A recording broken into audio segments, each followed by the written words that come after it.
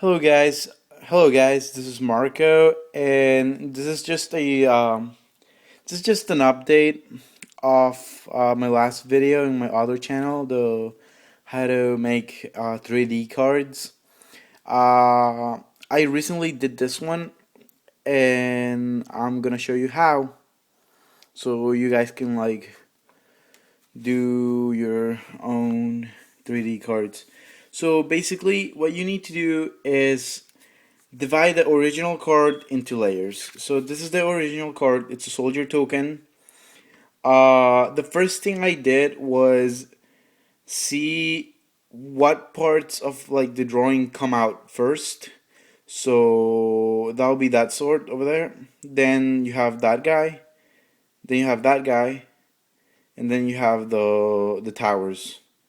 Okay, so what I did was first clear up the sky to make the towers the only part visible, and also you have to realize that this parts such as the soldier, the sword, and that other guy over there, they're gonna be covered by the layers that are on top, so you don't have to worry as much about those.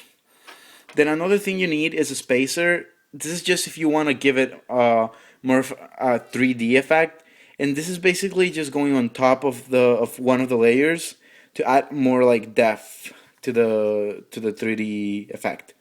So you can use as many as you want. I'm using just one right now, and I used a single forest. You can use any card you want. I used tokens where I messed up cutting something, so I just cut that whole part and used it as a spacer. So here's the next layer. Alright, so I the this layer would be the towers. So I cut the sky off and I was left with the towers. I didn't cut all that off because it's not needed, because it's gonna be covered by the next layers to come. So then you put that one on top of that. There's another spacer. You put that on top. Then here's another one. This is just the soldier guy, that guy. So that one goes on top. Then you get another spacer. Then here's the soldier guy, and this I consider this one the most difficult one, since that part of the sword is really thin and cutting with through it is really hard. That one goes there. Another spacer. Spacers don't have to be perfect, such as this one. As long as you can see it, that's totally fine. And then you have the last layer, which is just that sword. And there you go. When you put it all together, you have a nice 3D effect to it. Can't really see it that much, but he does have a 3D effect. Another thing you can do is grab a black Sharpie and just Sharpie the edges off, those white edges right here, and the frames.